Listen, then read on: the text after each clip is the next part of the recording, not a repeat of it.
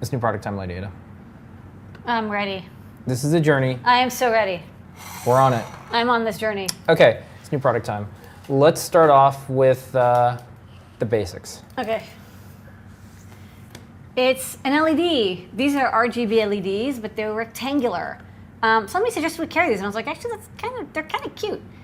So rather than being round, they're rectangular. So this might be good for, like if you want to embed these in acrylic or edge light something. They have a flat top, and they've got a rectangular body, and they're RGB LEDs. They're not smart NeoPixels or whatever, but maybe that's cool. So we have a demo. You want to show it's basically like that video. I can show it on the overhead. I just got one of these, and we hooked it up to an Arduino, 3 pins, and we're just color cycling.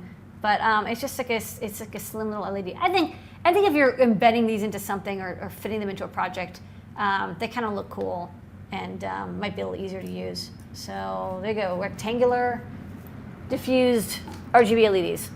Okay. Next That's up. the scoop. All right, next up. We got a bunch of like little odds and ends, little things that plug into things. Yeah, so I got tired of making audio cables. And so this is kind of the solution. These are audio plugs and jacks that have terminal blocks. We have this for DC jacks, like plugs, and they're very handy if you have to make your own custom cables. So this basically, it's your standard 1/8" headphone audio jack, stereo. You get left, right, and ground. This is RCA. You get center and positive, so you can use for audio or video. Like sometimes it's mono audio, sometimes it's composite video. We also have the jack version. So it's all 4 versions. They're just really, really handy. I might get more of these in different kinds of flavors, but if you're ever making audio cables or splicers or adapters, instead of just like getting every possible adapter from this to that, just get a couple of these, and then you can just make any custom cable or connection you need or want, like whatever weirdo configuration you need. You will be able to do it right then and there with using any stranded or solid core wire. Okay.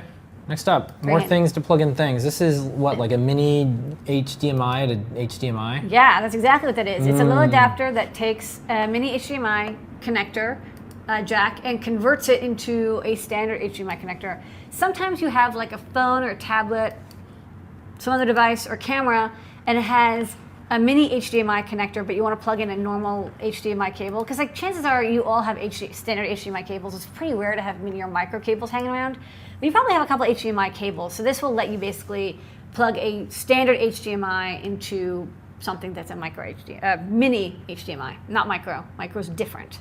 Yeah. Okay. Next up. I think I got all the photos, yeah. I think I showed them all. This is pretty straightforward. And there's a lot going on here. It's a beautiful white color. Yeah, okay. All right, next up. 8 gig class 10 cards. We actually got these for the Windows 10 IoT pack, and we have a bunch left. And we got them for a pretty good price. So they're in the store. You can pick them up. It's a class 10 cards. It's really fast. These are really great for stuff like the Raspberry Pi because the operating system apparently it's a little faster. I never noticed the real difference, but apparently it does boot a little bit faster, loads things a little faster, can read and write to the card faster than the class 4. So this is a class 10, 8 gig. This is perfect for burning on OS like Jessie. Also use it for like your camera, your Arduino data logging shield or whatever. All that stuff's also great. Okay. And it comes in adapters. You can use it with micro or standard SD card size. Okay. There's a mini SD card standard. Like, much like HDMI, there's also a mini standard that do you remember that? It was this one that was slightly smaller. It skipped over. Ugh, okay. Luckily now there's only 2 standards. Next up, headers. Okay. These are standard 2x20 pin headers. They're kind of standard. Like you have probably seen these before. They're a lot like the headers that you see on like a Raspberry Pi Model B+, or A+, or Pi 2. They're the same header. They can plug into anything that uses 2x20 female. They're handy if you need something like this. Okay. We're going to keep going. Okay. But wait, there's more. We're not done. We have a very similar connector. This is a 2x20 female socket right angle header. So this is something that would plug into the male header that you saw, but it's right angle, so it's like if you have a board that would normally have female header, you can sort of like solder this in and it kind of gives you a 90-degree twist. Okay. Okay. All right, but wait, there's more. Now we're on to the feather section of the show. Feather stuff. Now, so last week somebody even asked like, hey, with all these feathers, you're gonna have like some sort of proto shield type thing? Yes. Yeah. It's the first FeatherWing, which is an accessory for our feather line of boards. This is the Proto FeatherWing. It's a lovely black with gold-plated pads. Prototyping. It's not a shield, because our shields are only Arduino, it's a wing. It's something that plugs into any of our feather boards. It's compatible with all of them and gives you a nice grid of prototyping holes. It breaks out all the little pins, has the mounting holes, and power and ground, 3.3 volt power and ground strip. So really handy for, you know, any kind of prototyping you want to add on capability to your feather. You know, you can use stacking headers to plug into a solderless breadboard and also prototype on top. Okay. These are in the store right now. They're in the store right now. Okay. Yeah. Whew. Okay, next up, there's more. Okay, and these are the required accessories if you want to use the Proto Feather. You're probably like, wait a minute, how do I plug it into the feather? Well, you get this female socket set and click. You solder it onto the strips on your feather board, and now you have little sockets, and now you can plug in the Protowing on top, and now you have a little sandwich. I can show this off because this is maybe worth showing on the overhead. Okay. If you don't mind overheading.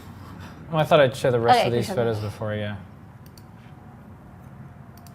We'll go to the overhead. So this is all the different places There's and just ways different, you can... yeah, there's just photos. Okay, so yeah, can you overhead it up? Check this Okay. out. Okay, so this is the Protowing. You've got all this grid, and then on the bottom you can sort of see these are connected, the ground and 3 volts, so you get a little bit of a power rail on there. There's not a lot of space, so all these are just individual holes. We figured that's the most useful given there's not a lot of space.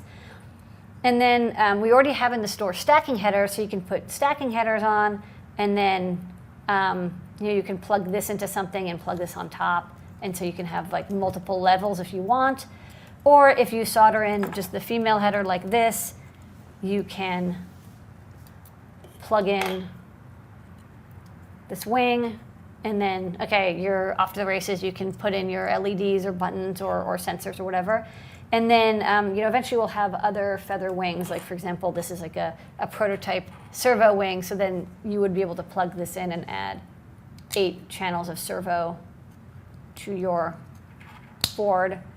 So little snap-on additions that you can use by stacking on these feather,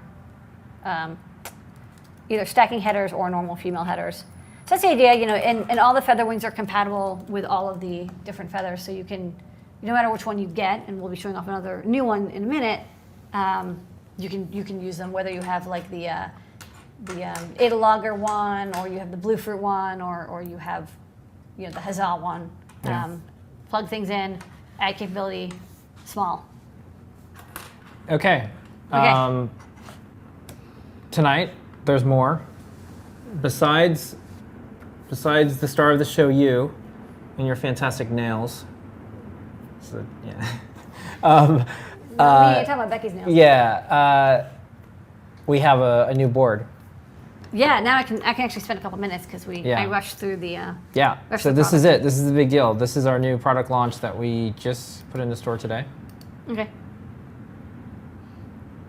This is the Feather Huzzah. That's also the code. You're wondering, why is it the code? That's the product of the week.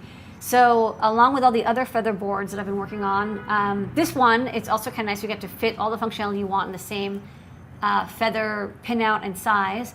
This is an ESP8266 board that is the same basic pinout as the other Huzzah boards, but has an ESP8266 CE FCC approved module, and also has a USB serial converter and the LiPo charging circuitry. So you kind of have an all-in-one, you know, charge your battery with it, take it on the go, program it over USB, disconnect, and it's, you know, run off the battery. Yeah. It's the 2 inches by 0.9 inches that all the other feathers are. The other feathers we did have a 32U4 Arduino compatible. This chip is also Arduino compatible. You do have to do a couple additions to the IDE. It's not like a true Arduino, but you can do a lot of things such as I2C and SPI, GPIO. It has a micro USB connector, and we have a CP2104 USB to serial converter. This one is a really nice converter that, with a couple other transistors and passive components, does auto reset. So when you're uploading using the Arduino IDE, it'll automatically reset the board into the bootloader for you by twiddling these pins, and then you can upload the code, and then it auto reset for you. It kind of uses the DTR and RTS pins. And it's got battery charging built in, so that's really handy. If you don't want to have the battery charger active because you're using like a non-LiPo battery, you can cut the little trace to deactivate it. But for most people, you can have a LiPo battery on it and then recharge it over micro USB and upload new code and then take it out elsewhere. And the way I arranged the pins on the ESP8266 Feather is so all of the FeatherWings will work. So I have FeatherWings, like for example, that have a 9° of freedom sensor on them, or accelerometer, or a servo driver, or like NeoPixels. The pins are arranged so that they will work. Like I have an OLED wing that's going to be coming out, but it'll work with all of them because I put the I2C pins in the same location, and the RX and TX pins in the same location, the SPI pins in the same location. So that's the new Feather Huzzah. I know people were waiting for one that had built-in LiPo and charging and USB serial, and then I was like, oh, I'll design, and I actually did design one, but in the end, once I started working on the Feather boards, I'm like, you know what, if I could fit the ESP8266 all in the stuff into the same size, I'll just do this, and then we have like I'll have all these accessories that can work with it. So even that's a different chipset than the other Feathers, there's going to be a lot of cross compatibility.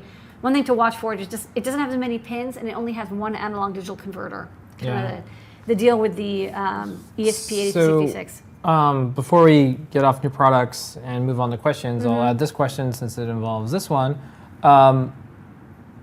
Here is a question about the Feather Huzzah. Is it possible to stack an Adalogger Feather with the Adafruit ESP8226 Feather? No, because they're both kind of baseboards. Instead, what you'd want to do is we'll have a FeatherWing that has a micro SD card and a real-time clock on it. That's one of the designs that we have, and that's like a one that you can plug in.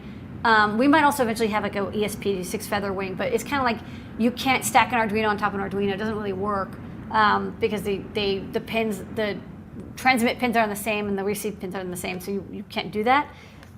But I think a lot of people, they don't necessarily want to have an Arduino and an ESP8266 chip on the same thing. The ESP8266 core for Arduino is kind of better than the firmware that people use for the AT control scheme, in my opinion. So I think like just kind of running this on its own also has like 4 megabytes of flash, so it has a ton of space on it to do anything you want. So you're almost better just writing code directly for this chip. Okay, that is new products. Good work. Yay. Good work, Lady Ada. You got through it. Okay. Yay. Whew. Let's play that new product thing here. Okay, that's over. That was new products. Okay.